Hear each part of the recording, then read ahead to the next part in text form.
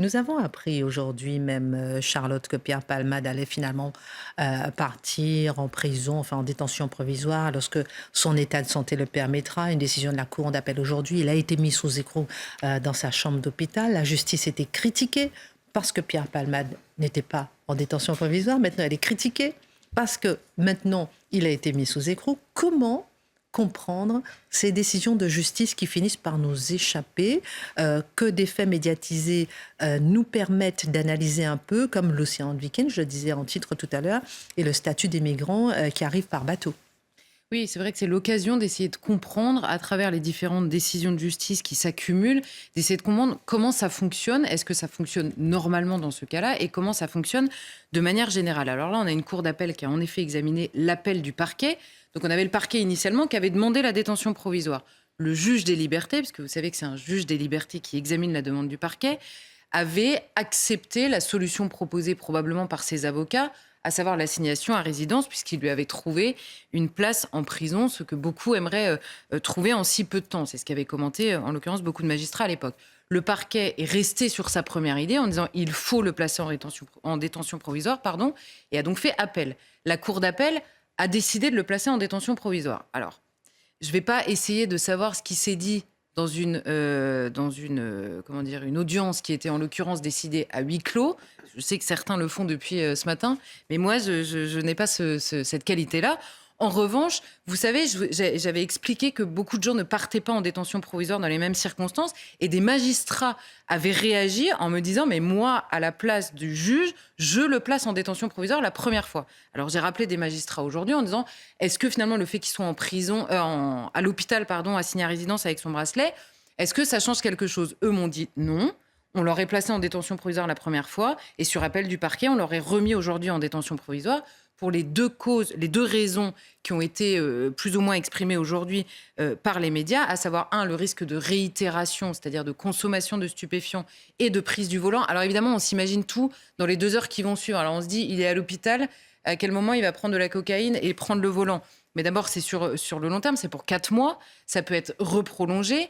Et en l'occurrence, il y avait déjà condamnation pour prise de stupéfiants. Donc la justice voit tout ça aussi. Est-ce qu'il est possible de le croire? Et la deuxième chose, la fameuse concertation frauduleuse, hein, on nous dit préserver les investigations en cours. Et là, c'est le fait que les deux passagers dans la voiture, en l'occurrence, sont aujourd'hui en liberté et ils pourraient se parler. Alors, il y a beaucoup d'avocats qui ont défilé, parce que c'est plus les avocats qui nous parlent dans ces cas-là, et qui nous disent, oui, mais il avait un bracelet électronique à l'hôpital, donc évidemment, s'il avait bougé, on l'aurait su tout de suite. Alors, bon, là, c'est un petit peu abusif quand même. Je rappelle, juste pour donner un exemple, le père Hamel a été assassiné par un garçon qui avait un bracelet électronique au pied. Donc, ça sonne. Mais ça ne veut pas dire qu'évidemment, vous avez quelqu'un derrière vous en permanence. Donc là, il est mis sous écrou. Il a l'administration pénitentiaire en permanence, en effet, qui le surveille jusqu'à ce que les médecins disent que son état de santé lui permet d'aller en détention provisoire. Voilà pour la décision, pour expliquer. Évidemment, les avocats ne sont pas d'accord en général avec les magistrats sur les motifs soulevés par la détention provisoire, mais beaucoup de magistrats trouvent ça tout à fait normal. Nous, on a du mal à suivre. Vous le disiez très justement, on a critiqué en disant il ne va pas en détention alors que tout le monde y va, et maintenant qu'il va en détention, tout le monde dit oui, situation exceptionnelle. En l'occurrence, 1, on n'a pas le dossier, 2, c'était une audience à huis clos, je le disais, et 3, il y a quelque chose qui nous insécurise, on va dire, sur le domaine judiciaire, c'est des décisions contradictoires, ce qui est le cas aujourd'hui. On se dit, il y a un juge des libertés il y a 2 jours qui nous dit non, là il nous dit oui, pour raison de santé il ne peut pas aller en garde à vue, mais là il pourrait aller en détention provisoire, on ne comprend plus rien.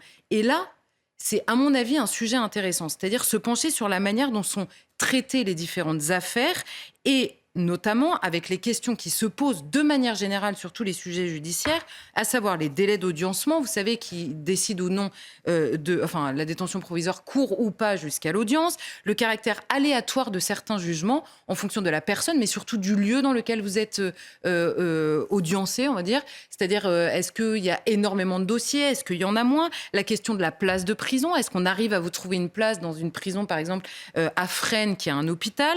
Est-ce que c'est la question de la politique pénale par rapport au nombre de prisons? Toutes ces questions restent absolument entières. Alors je me suis dit, à côté de Palmade, on va prendre 2 décisions judiciaires extrêmement fraîches sur le même terrain. Vous avez une affaire qui avait été qui s'était passée en août 2020 à Lille. Alors là, vous avez un homme qui est en excès de vitesse, qui n'a pas de permis, qui prend sa voiture, qui fauche un vélo sur lequel se trouve en l'occurrence Monsieur Bonduel, directeur de l'entreprise Bonduel que l'on connaît. Cet homme meurt sur le coup, Monsieur Bonduel. Alors là, vous avez un procès 2 ans après. Donc, excès de vitesse, pas de permis, l'homme meurt. Alors, il prend la fuite juste avant l'énoncé de son jugement dans le tribunal. Il est condamné à 8 ans de prison. Il en encourt 10, comme Pierre Palmade. Il est condamné à 8 ans de prison. Le procès a lieu 2 ans après. Il vient d'être retrouvé, c'est pour ça qu'il y a une actualité, et donc placé en détention pour effectuer ses 8 ans de prison. Autre affaire, 2018 à Bobigny. Bobigny, tribunal chargé. On a un homme. Il est alcoolisé, en excès de vitesse. Il percute une voiture, provoque ce qu'on appelle un suraccident, c'est-à-dire qu'il percute une voiture, les voitures qui arrivent derrière s'encastrent dedans. On a 2 morts, dont une femme qui est brûlée vive dans sa voiture, parce que les gens filment mais ne viennent pas la chercher. 2 blessés graves, dont un enfant de 6 ans à l'époque, polytraumatisé, qui ne parle plus aujourd'hui, tant il est traumatisé. Là, on est en 2018. Le procès, il a lieu en 2023, là, en février, 5 ans plus tard. Et l'homme prend...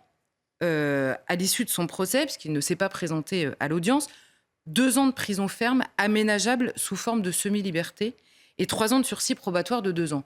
Parce que son avocat dit il s'est réinséré depuis, il s'est marié religieusement, nous dit-elle. Je ne savais pas que la République se satisfaisait d'une chose pareille. Mais donc la réinsertion compte. Et vous voyez que là, pourquoi je dis ça? Parce que d'abord, il y a la question en effet du jugement aléatoire, des décisions absolument incompréhensibles sur un terrain. Parce que d'accord, il y a la question des personnes, de leur réinsertion. Mais à la fin, il y a des actes quand même qui sont jugés aussi, en plus de la personne. Là, on ne comprend pas la lisibilité des décisions. Donc Palmade pourrait être l'occasion de parler de la lisibilité des décisions en effet qui sont différentes, et que la personne soit connue ou pas, c'est assez anecdotique dans ces différences de traitement à travers le territoire français. Et la question du placement en détention, vous voyez que là, par exemple, on est sur un terrain délictuel dans ces 3 affaires. Un terrain délictuel, le placement en détention provisoire, dans le maximum, c'est 1 an. Vous voyez qu'1 an, quand vous êtes jugé 2 ans après ou 5 ans après, quoi qu'il arrive, vous n'êtes plus en détention provisoire. Donc, en effet, ça ne court pas jusqu'au procès. Donc, il y a des questions vraiment qui se posent bien au-delà de la question de la notoriété ou pas de Pierre Palmade. Et si on pouvait lâcher Pierre Palmade pour prendre le vrai sujet intéressant, en l'occurrence celui de la justice, ce serait peut-être une bonne chose. On ne parlera pas évidemment dans cette émission que de Pierre Palmade. On a beaucoup de sujets. Dans un instant, on fera quand même un tour de table sur le rapport avec l'ultra-transparence et le complotisme dans un instant. Et justement, par rapport à l'ultra-transparence, certains médias commencent à faire le procès du traitement médiatique de l'affaire Palmade, disant qu'on en fait beaucoup trop sur la question. Comment accueillir cette autocritique qui est plutôt rare? Et en fait, l'autocritique ne se fait pas sur le bon terrain. C'est-à-dire qu'il y a 2 manières de traiter une affaire pareille. Sombrer dans le voyeurisme absolu. On vous dit à quelle heure il s'est levé, à quelle heure il va sortir. Est-ce qu'il a pris son petit déjeuner ce matin? C'est presque ça, jusqu'à maintenant. Oui, justement, c'est pour ça que je vous dis, il y a cette manière-là de le traiter. Donc, sur la personne mise en cause, parfois même, vous avez ça sur les victimes. Alors là, on n'apprend absolument rien d'intéressant pour la société elle-même. 2, vous violez l'intimité qui est due à toute personne, même accusée et même coupable. Il y a des choses qu'on n'a pas besoin de savoir. Et vous risquez, par ailleurs, d'exciter des passions qui sont, elles, extrêmement mauvaises et qui ne sont pas sur le terrain de la justice. Il est légitime que les gens demandent justice et que chacun ait son dû, notamment l'accusé et donc potentiellement le coupable, mais il n'est pas normal d'avoir un déballage absolu de tout et de n'importe quoi. Il y a une deuxième manière de traiter la chose, c'est de comprendre que la notoriété, on appelle ça dans le langage populaire la rançon de la gloire, la notoriété toute votre vie, il y a aussi notoriété le jour où vous chutez, c'est comme ça, il faut être réaliste un petit peu, et donc là, ça provoque évidemment une émotion particulière parce que c'est Pierre Palmade, et donc vous pouvez prendre dans le fait divers ce qui relève du fait de société et vous contenter de travailler là-dessus et non plus sur la personne, mais beaucoup plus sur l'acte, ce qu'il génère, acte posé par d'autres personnes, en l'occurrence, que Pierre Palmade. Et c'est évidemment la confusion entre les deux qui est mauvaise. Et je pense que l'autocritique qui vient chez certains médias, elle se fait sur tout en même temps et on continue dans le voyeurisme en oubliant les autres sujets. Donc ça me paraît pas, la conclusion me paraît pas très intéressante. On pourrait prendre le sujet à l'inverse et c'est exactement ce que disait Yannick Aleno. Souvenez-vous qu'il parlait de la mort de son fils et qui disait « je vais profiter de ma notoriété pour parler de la place des victimes notamment ». Et il s'est servi lui de ça, et on a appris il y a quelques jours que celui qui a tué son fils, pareil, dans des circonstances assez similaires, a été remis en liberté. Il avait été placé en détention provisoire. Au bout de 4 mois, ça n'a pas été renouvelé. Donc, il a été remis en liberté. Et donc là, Yannick Aleno profite en effet de sa notoriété par le biais de l'association qui porte le nom de son fils pour dire il y a une question qui se pose au législateur. Il ne nous donne pas des détails sur, en l'occurrence, l'accusé qui est dehors, les 1000 détails. Il s'adresse au législateur en disant comment est-il possible que la loi permette aujourd'hui à un homme de ne pas être en détention provisoire jusqu'à son procès dans des circonstances pareilles. Pierre Palmade est devenu un réel sujet, que certains ont demandé le retrait de sa statue au musée Grévin, la déprogrammation d'une pièce qu'il avait coécrite, certains critiquent qu'on voit des films ou bien qu'on parle de lui. Qu'est-ce qu'on peut penser de cette purge qui suit l'émotion? Oui, c'est ça. C'est exactement là qu'on bascule dans l'absurde et dans quelque chose qui n'est pas intelligent. C'est-à-dire que les causes du drame, en l'occurrence concernant Pierre Palmade, elles sont connues et connues depuis longtemps. Notamment sa consommation de cocaïne. Non seulement il avait été condamné, mais il en a beaucoup parlé. Donc évidemment, la statue de Pierre Palmade au musée Grévin, à la limite la statue, bon, mais la question de l'œuvre, c'est-à-dire de ce qu'il a coécrit, de ce qui se produit au théâtre et qu'on déprogramme aujourd'hui, ça n'est évidemment pas lié à ces problèmes et à ces addictions mortifères qui sont, elles, la cause. Et aujourd'hui, on court après les conséquences. Donc moi, il y a quelque chose que je n'arrive pas à comprendre dans ce ressort de la cancel culture, c'est qu'aujourd'hui, on n'arrive tellement plus à différencier l'acte de la personne, ce qui est pourtant la base d'une justice assez saine, de dire on juge les actes avec la personne. Mais c'est d'abord les actes qui sont jugés, précisément parce qu'on croit à la rédemption, non pas des actes, mais de la personne. Et là, aujourd'hui, on relativise les actes toute la journée, on vous accuse de moralisme si vous jugez un acte, et au moment où cet acte a des conséquences que prévient le moralisateur, alors là, vous effacez la personne.